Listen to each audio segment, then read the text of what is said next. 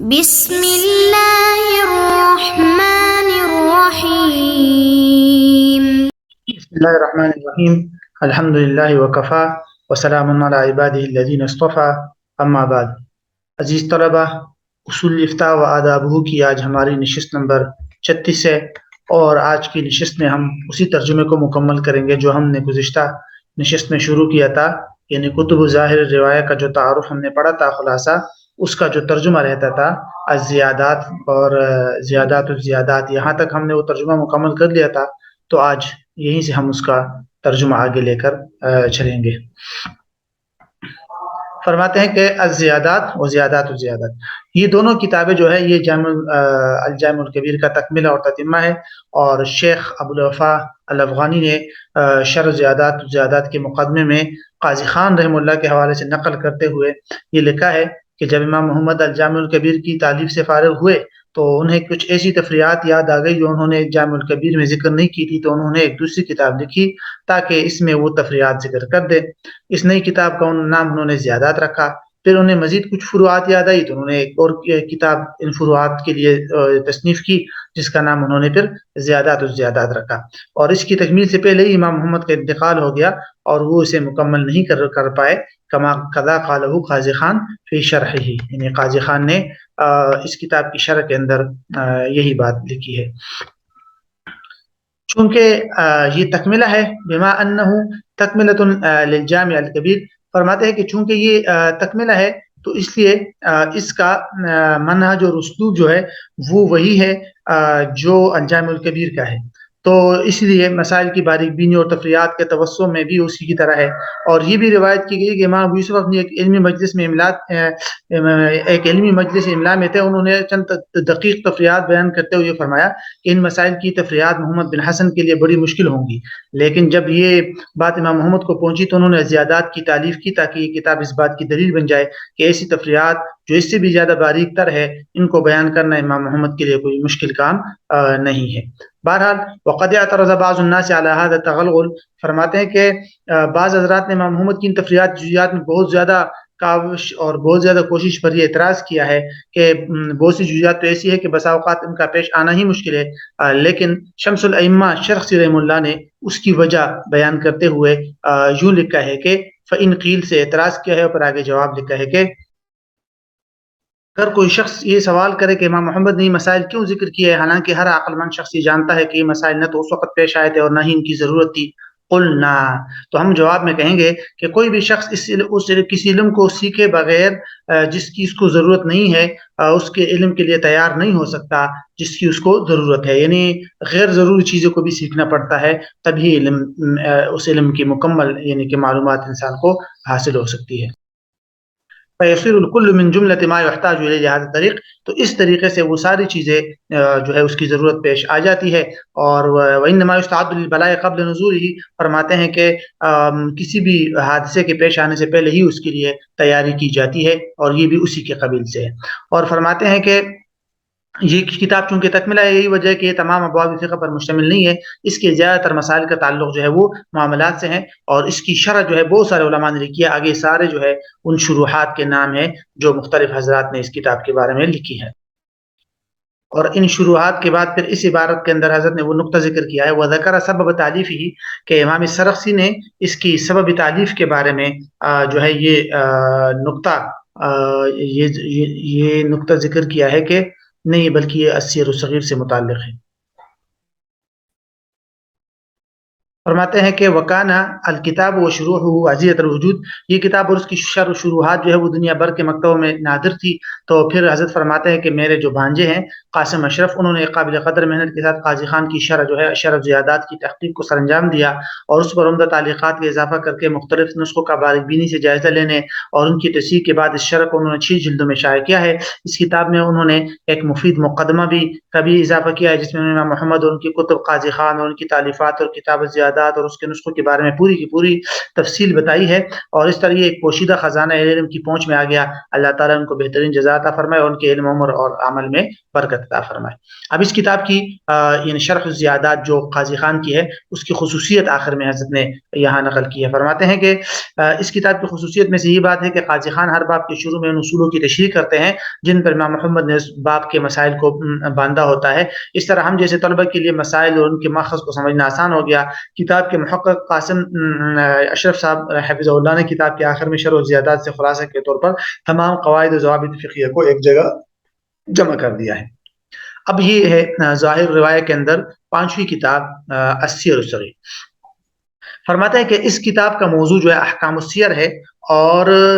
اس کے بارے میں یہ کہا جاتا ہے کہ السیر الصغیر در حقیقت امام ابو حنیفہ کی علم سیر پر لکھی ہوئی اس کتاب کی تلخیص ہے جو انہوں نے اپنے شاگردوں میں سے یعنی امام ابو یوسف، امام محمد، امام ظفر، اسد بن عمر، حسن بن زیاد اور حفظ بن غیاس اور اسی طرح کے عافیہ بن یزید اور اپنے ساجزادے حماد اور ایسے بڑے دیگر علماء کو املا کرائی تھی۔ تو یہ اسی کتاب کی تلخیص ہے۔ تو امام محمد رحمہ اللہ نے جو ہے اس کتاب کی تلخیص لکھی اور پھر اس میں مزید اضافے کیے اور اس کتاب کی کو مختلف ترتیبات پر مرتب کیا اور اس کی تہذیب و تدوین کی، یہاں تک کہ ایک نئی ترتیبات سب کے سب اپنے مرتبین کی طرف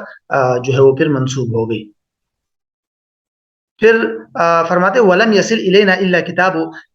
محمد، کہتے ہم تک ان سب کتابوں میں صرف امام محمد کی کتاب پہنچی ہے جس کا نام جو ہے وہ السیر الصغیر ہے۔ امام حاکم شہید نے اپنی کتاب الکافی میں اس کو مکمل نقل کیا ہے، شمس العلم سرخسی نے المبسوط میں اس کی شرح کی ہے، یہاں تک کہ وہ 10ویں جلد کے آخر میں یہ عبارت لائے ہیں، یعنی انتہا شرح الصغیر المشتمل علی معنی اثیر باملاء المتکلم بالحق المنیر المحصول لاجلہ شبہ الاسیر المنتظر للفرج من عالم القدیر، کہ یعنی السیر الصغیر کی شرح مکمل ہوئی جو بہت اثر ہے معانی پر مشتمل ہے، اور اس شرح کو ایک ایسے شخص نے اپنے شاگردوں کو املا کروایا جس نے بالکل روشن حق بیان کیا تھا۔ اب وہ ایک قیدی کی طرح حق کہنے کی پاداش میں گرفتار ہے اور اللہ تعالیٰ سے جو عالم قدیر اپنی رہائی کا منتظر ہے۔ یہ امام سرخسی نے چونکہ المبسوط جو ہے جیل کے اندر املا کروائی تھی تو یہ اپنے بارے میں انہوں نے یہ بات لکھی ہے۔ اور السیر الصغیر کے بارے میں یہ بھی بڑا اہم نقطہ ہے جو حضرت نے آخر میں لکھا ہے کہ ڈاکٹر محمود غازی رحمہ اللہ جو ہے انہوں نے السیر الصغیر کی تحقیق کی اور مختلف قلمی نسخے کی بنیاد پر اس کو شائع کیا اور انگریزی میں اس کی شرح بھی لکھی تھی اور مقدمہ بھی انہوں نے تحریر کیا ہے جو ادارۃ البحوث الاسلامی اسلام آباد سے چھپ چکی ہے۔ آخری کتاب جو ہے اس میں یعنی ظاہر روایت میں وہ السیر الکبیر ہے۔ یہ کتاب ظاہر روایت کی 6 کتابوں میں سے سب سے آخری کتاب ہے جس طرح شیخنا احمد سرخسی رحمہ اللہ نے ذکر کیا ہے۔ اور السیر الکبیر کی وجہ تصنیف کے بارے میں لکھتے ہیں کہ یہ جو کہ پہلے جب امام محمد نے السیر الصغیر لکھی اور وہ ایک عراقی عالم جو تھے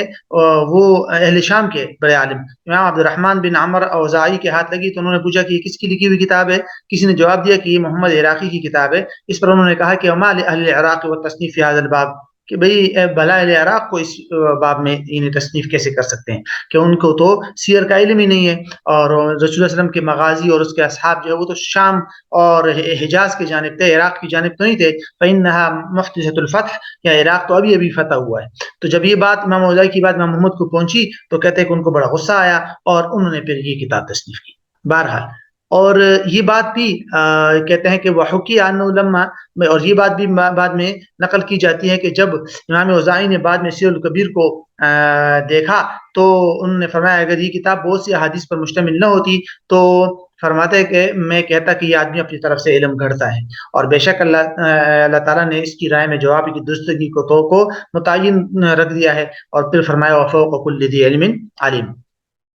اس کے بعد وہی واقعہ ہے کہ جو امام محمد نے اپنی کتاب کو خلیفہ کے دروازے تک لے کر گئے تھے تو فرماتے ہیں کہ امام محمد نے کتاب کی تکمیل کے بعد یہ حکم دیا کہ اس کتاب کو 60 رجسٹروں میں لکھا جائے اور اس کو ایک گاڑی پر رکھ کر خلیفہ وقت کے دروازے پر پہنچا دیا جائے۔ خلیفہ کو یہ بتایا گیا کہ امام محمد نے کتاب لکھی ہے اور وہ آپ کے دروازے کی طرف لائی جا رہی ہے۔ خلیفہ نے اس پر خوشی کا اظہار کیا اور اس کارنامے کو اپنے زمانے کے قابل فخر باتوں میں سے قرار دیا۔ جب خلیفہ نے اس کتاب کو دیکھا تو اس کی کہتے ہیں کہ بڑے خوش ہو گئے تھے، اور پھر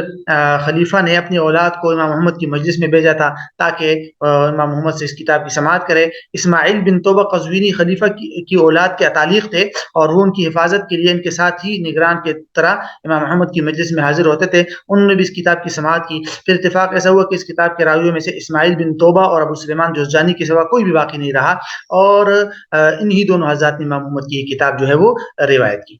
اب اس کے بعد امام السرخسی وَإِنَّ السرخسی ذکر فی مقدمته ان الامام محمد لم يذكر في هذه الكتاب ابا یوسف رحمہ اللہ جميعا۔ امام السرخسی نے اپنی مقدمے میں یہ بات ذکر کی کہ اس پوری کتاب میں امام محمد نے امام ابو یوسف کا نام ذکر نہیں کیا، جہاں کہ اس کو سند حدیث میں ان کا ذکر کی ضرورت پیش آئی تو وہاں انہوں نے پھر جو ہے اخبرنی الثقہ کا لفظ استعمال کیا ہے، اور پھر امام السرخسی نے ایسے واقعات بھی ذکر کیا جس سے ان دونوں ائمہ کے درمیان سخت کلامی اور نفرت کا پتہ چلتا ہے کہ ان دونوں کے درمیان نفرت پیدا ہو گئی تھی۔ لیکن فرماتے ہیں کہ ہمارے شیخ ظفر احمد عثمانی رحمہ اللہ نے ان حکایات کو قبول کرنے سے انکار کرتے ہوئے فرمایا اور ان کو دشمنوں کی طرف منسوب کیا کہ ان حضرات کے بدخواہوں نے ان میں کہ صحیح اجتہاد پر مبنی اختلاف سے مختلف باطل اور من گھڑت کہانیاں ان لوگوں نے نکالی ہے تاکہ ان میں ہر ایک کی بات کو دوسرے کے خلاف نقل کر کے ان کے شان کو کم کیا جائے، تو لہذا یہ دشمن کی کارستانیاں ہے۔ اور فرمایا کہ یہ جو ہے تعان کرنے کے لیے ہے۔ وَكَذَا مَا حُكِيَ مِنْ أَسْبَابِ اسْتِحْكَامِ النَّفْرَةِ بَيْنَهُمَا، اور اسی طرح جو اسباب ان دونوں کے درمیان دوری کے مستحکم ہونے کے بارے میں سرخسی کے مقدمے میں ذکر کیے گئے ہیں وہ بھی سب باطل اور منگڑت ہے۔ ان دونوں ائمہ کی شان اس بات سے بہت بلند اور برتر ہے کہ ان کی طرف ایسی لایانی باتیں منسوب کی جائے۔ ہم ان باتوں کے گھڑنے والے کی شر سے اللہ تعالیٰ کی پناہ مانگتے ہیں۔ اب یہاں سے حضرت نے امام ابو یوسف رحمہ اللہ کے نام ذکر نہ کرنے کی ایک توجیہ بیان کی ہے۔ فرماتے ہیں کہ بہرحال امام سرخسی نے جو بات ذکر کی سے ظاہر ہوتا ہے کہ امام محمد نے اس کتاب میں ابو یوسف کا تذکرہ نہیں کیا، اور اس سے یہ بھی پتہ چلتا ہے کہ ان دونوں حضرات کے درمیان کوئی نہ کوئی معاملہ تھا، اگرچہ وہ باتیں ہرگز نہیں تھی جو ایسی حکایات میں ذکر کی گئی ہے جن کا تصور کسی دین مسلمان سے بھی نہیں ہو سکتا سوائے کہ امام ابو یوسف اور امام محمد جیسی ہستیوں سے۔ ممکن ہے کہ امام ابو یوسف کے ذکر نہ کرنے کی ایک وجہ وہ ہو جسے علامہ ابن نجیم نے ذکر کیا ہے، اور وہ یہ ہے کہ کل تالیف محمد، کہ امام محمد کی وہ تمام تالیفات جس کے نام میں صغیر کی صفت لگی ہے وہ شیخین یعنی امام ابو یوسف اور امام محمد دونوں کی متفقہ ہے، بخلاف ان کتابوں کے جن کے نام میں الکبیر ہے وہ امام ابو یوسف کے سامنے پیش نہیں کی گئی۔ تو خلاصہ یہ ہے کہ اسیر الکبیر سب سے قدیم ایسی کتاب ہے جو بین الاقوامی قانون اور صلح کے اصولوں پر لکھی گئی ہے، جنگ اور صلح کے اصولوں پر لکھی ہوئی پہلی کتاب ہے، اور اتنی بسط اور تفسیر کے ساتھ پہلی مرتبہ یہ بیان کیے گئے ہیں کہ یہ ایسے زمانے میں لکھی گئی کہ اس سے پہلے بین الاقوامی تعلقات کے لیے نہ تو کوئی مدون قانون تھا اور نہ ہی کوئی اس کو جانتا تھا۔ تو بہرحال یہ آخری نقطہ ہے کہ فرماتے ہیں ہذه الکتب الستہ، یہ وہ چھ کتابیں ہیں جن کو ظاہر روایہ کا نام دیا گیا چونکہ مذہب حنفی کو سمجھنے کے لیے بنیاد ہے، اس لیے امام حاکم شہید نے ان مسائل کی تلخیص کو جمع کر کے الکافی میں نے جمع کر دیا چھ کی چھ کتابوں کو، اور یہی وہ کتاب ہے جس کو پھر امام شمس الحق سرخسی نے المبسوط کے نام سے 30 جلدوں میں تحریر فرمائی تھی اور جو ہے اس کی شرح کی، اور بعد میں پھر یہی مبسوط جو ہے وہ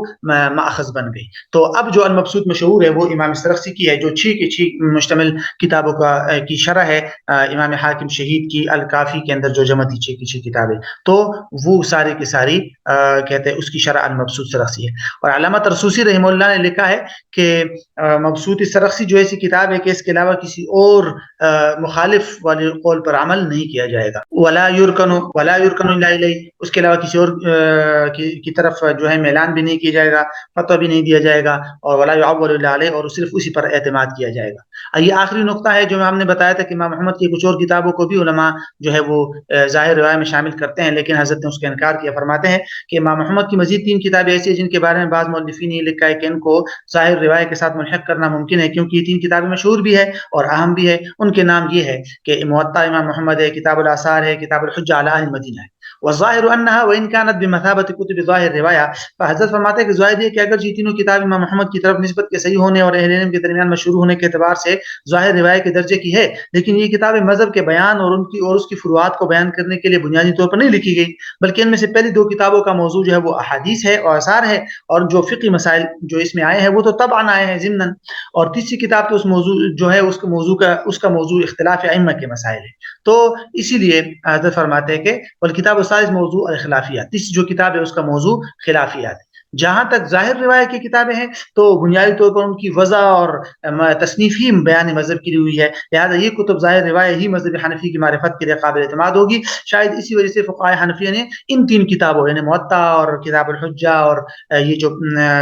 کتاب الاثار ہے، ان تین کتابوں کو نہ تو ظاہر روایت میں ذکر کیا ہے نہ ہی نوادر میں۔ یہ کتابیں نوادر میں سے نہیں ہے کہ امام محمد سے شہرت کے درجے تک پہنچی ہوئی ہے، اور ظاہر روایت میں سے نہیں ہے کہ ان کی تصنیف بیان مذہب کے لیے نہیں ہوئی۔ بظاہر ان تینوں کتابوں کا مرتبہ نوادر سے بلند ہے اور ان میں جو مسائل ہیں ان پر عمل کیا جائے گا، سوائے اس صورت کے جب ظاہر روایت کی 6 کتابوں سے ان کا تعارض آ جائے گا۔ تو خلاصہ یہ ہے کہ یہ بھی ٹھیک ہے، ظاہر روایت کی طرح معتمد ہے، لیکن یہ ہے کہ چونکہ بیان مذہب کے لیے نہیں ہے اس لیے اس کو مسائل طبقات مسائل کے اندر ان کتابوں کو ذکر نہیں کیا گیا۔ تو بہرحال یہ ترجمہ مکمل ہو گیا مسائل ظاہر روایت کا۔ اب اس کے بعد انشاءاللہ ہم مسائل نوادر اور یعنی جو دوسرا طبقہ ہے نوادر کا طبقہ اور تیسرا طبقہ ہے فتاوی اور واقعات، تو پہلے ہم ایک نشست کے اندر اس کی تلخیص دیکھیں گے اور دوسری نشست کے اندر ان دونوں طبقات کا انشاءاللہ ترجمہ مکمل کریں گے۔ تو دو نشستوں میں ہمارا یہ طبقات مسائل حنفیہ مکمل ہو جائے گا اور پھر انشاءاللہ پھر آگے چلیں گے۔